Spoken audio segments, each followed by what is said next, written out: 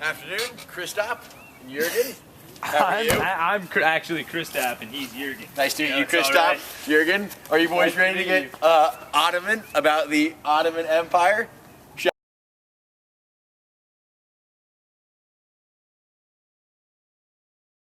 So what's good about the Ottoman Empire right now? Anything fun going on? It's actually a perfect time that you come and take your visit to the Ottoman Empire. I know you boys are interested in looking for a new place because you got new agricultural jobs around here. I'm a merchant as well. Yeah. Perfect. I know your partner back there is an agriculture, a farmer. It's true. So it's actually good that you came here because we're currently going through the Pax Ottomana, which is a time of economic prosperity. The economy is flourishing, there's great trade, and the agriculture is also great. Hey!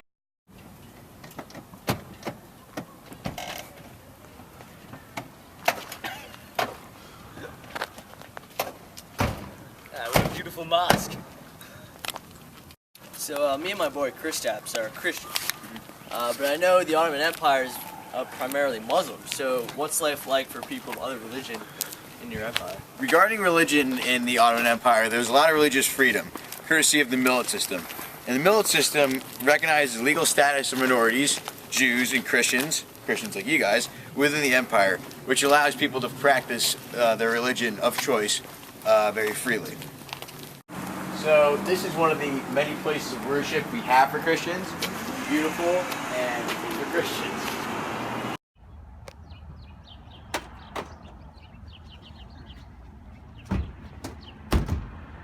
Well, Christoph, Jürgen, you're over there. This right here is the town center of Constantinople.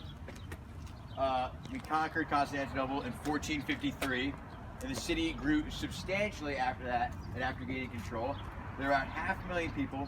It is 6 times the size as Venice and 5 times the size as the city of Paris. It became Europe's greatest capital. And like hitting on the religious point again, it's 60% Muslims, and the rest are Christian and Jewish and several other religions. But like I said before, there's lots of religious freedom here. So why don't we go take a look at one of the nice monuments that we have in the capital? Cut. Did you get a video? That right there is one of the most important leaders of the Ottoman Empire, Mehmed II, ruled from 1444 to 1446 and from 1451 to 1481. He conquered Constantinople, ironically. He also established the millet system, and he came up with the idea of tolerating other religions. Hi, I'm Christoph. Sorry, Christoph. I'm Jürgen. Jürgen? I'm looking to move to the Ottoman Empire. Can you tell me a little bit about the culture and other things in society? Sure, I'd be glad to. My favorite part of the culture is either the carpets, the textiles, the miniatures, or the poetry. They're all very good here at the Ottoman Empire, and I think you guys would find it awesome too. Can I have a sip of this? Yeah, go ahead. So what is a miniature though? A miniature is a small painting with vibrant colors, and they're often found in books. So the Ottoman Empire is huge, right? It expands from most of Egypt, the Middle East, and Southeastern Asia. What do you guys do about military protection and military conquering? We actually use some of the most advanced weapons, and we have a very strong navy. And in fact, our next stop is a naval base and battlegrounds. And after seeing it, you will feel very safe living in this community. Fantastic. Christoph, Jürgen, this is our lake/pond where we keep our massive naval ships. Our Navy is huge, however, we do not have the boats currently in there because it is frozen over. Not to worry though, we are very safe on sea because we have some of the most advanced weaponry out of all of the empires. We have massive cannons, and we also utilize gunpowder. And the cannons were huge contributors when it came to conquering conquering Constantinople. And here is some of our most advanced weapons, the bow and arrows. Boys, you please. I already have my arrow right here. give us a nice demonstration. All right. Gladly. I would have brought out the cannons. Nice shot, Jurgen. Oh, Christoph at the cameraman. Beautiful. So right now, we're going to go check out the battlegrounds of the Safavid conflict, which was a conflict between the Ottomans and the Safavid Empire of Persia. And the fighting occurred because the Ottomans and the Safavids were trying to gain control of Mesopotamia. And the Safavids originally captured Baghdad, but the Ottomans retaliated and recaptured it along with Iraq. And this ended with the Treaty of Zuhab, which equalized the power in the Middle East. Boys, what do you think of the battlegrounds? I don't know. I think it needs a little reenactment. I like the reenactment idea. Jurgen, you will be the Safavid Empire. Christoph, please show us how the Ottomans took out the Safavid.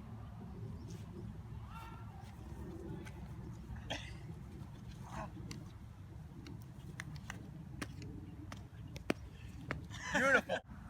You know, Marcus, everything seems pretty fantastic, but a little worried about something I heard about the Sultan taking Christian boys from their families and taking them for the Ottoman army.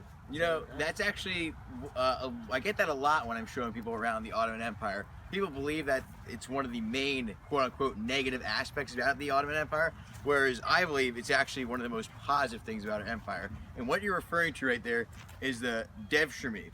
And it's a systematic collection of non-Muslim children, like you said, Christian boys. And they take Christian boys from the Balkans, and it's practiced by us, obviously. And every 3 or 4 years, 300 of the 1,000 healthy boys and young men are taken to Turkey. And I know you're a little worried about your Christian boys being taken, but this is very good because when they're taken, they're often provided with very solid education, and they're often given jobs within the government.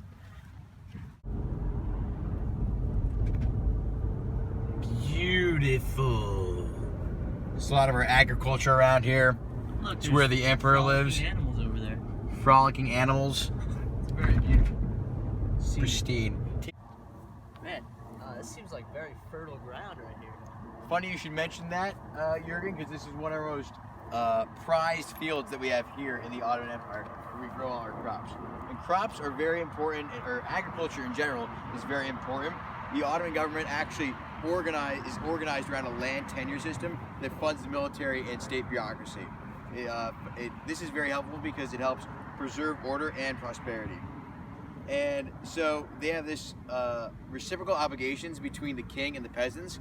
And so what happens is the Ottoman ruler defends the peasants so they can work on the land.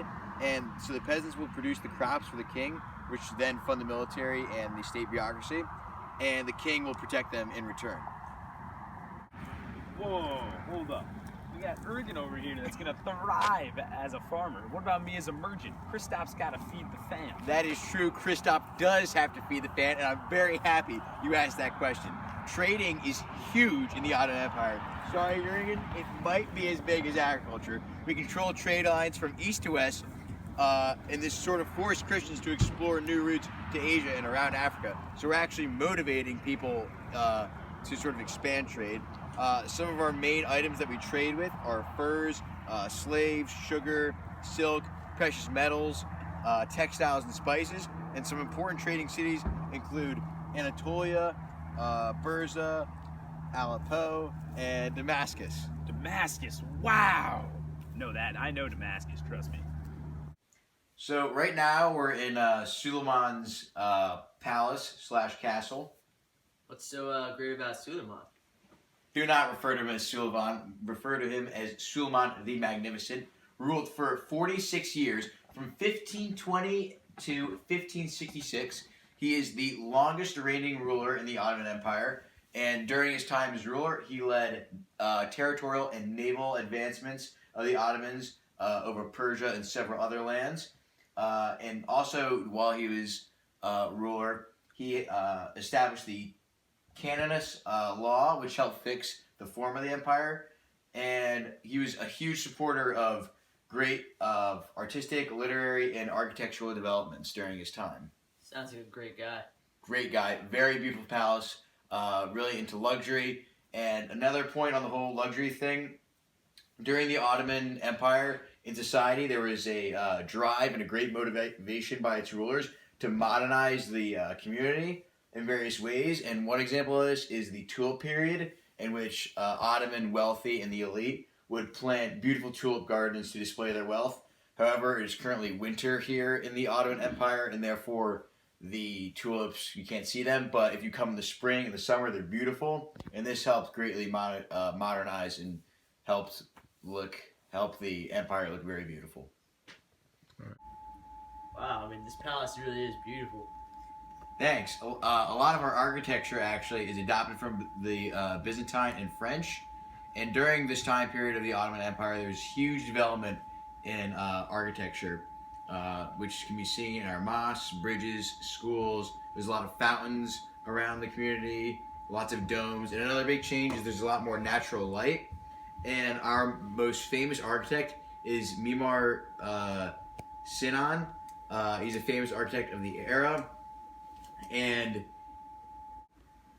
so, Jurgen, during your time here, did you get to experience or visit any of the architecture around the Ottoman Empire? I did. I actually visited the Ishak Pasha Palace this morning, and I mean, it was really a great example of lots of natural light and beautiful courtyards.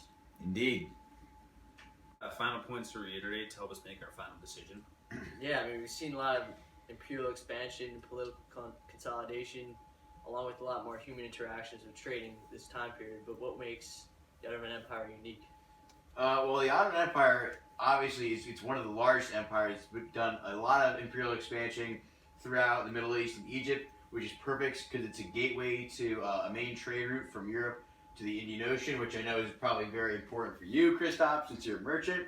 Regarding human interaction, human-to-human interaction, trade routes are really big, obviously, as I just mentioned, which is another big point for you.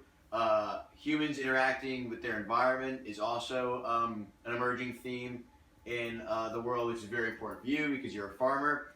Regarding new consolidations or new forms of government, we obviously have the millet system, which is very good because it allows for religious freedom.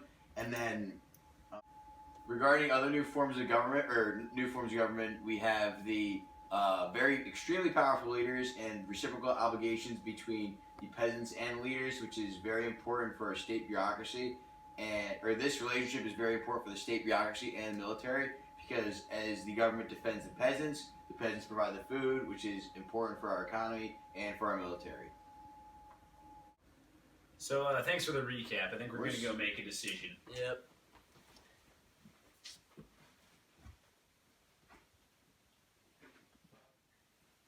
Christoph, Jurgen, are you boys Ottoman about the Ottoman Empire? Because you guys ought to come here.